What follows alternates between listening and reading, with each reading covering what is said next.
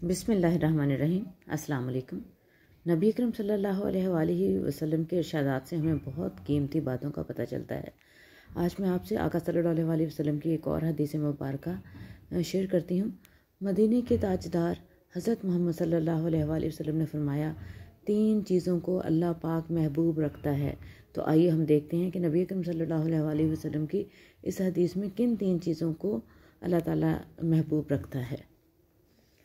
ताजदार Medina हज़रत मोहम्मद सल्लल्लाहु अलैहि वसल्लम ने फरमाया, 3 चीज़ों को अल्लाह पाक महबूब रखता है।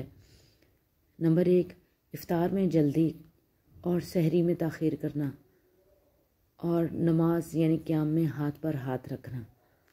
अल्लाह रब्बुल इज़्ज़त हमें नबी करीम सल्लल्लाहु अलैहि वसल्लम के इरशादात पर अमल करके अल्लाह और रसूल सल्लल्लाहु अलैहि वसल्लम की कुर्बत हासिल करने की तौफ़ीक़ अता फ़रमाए।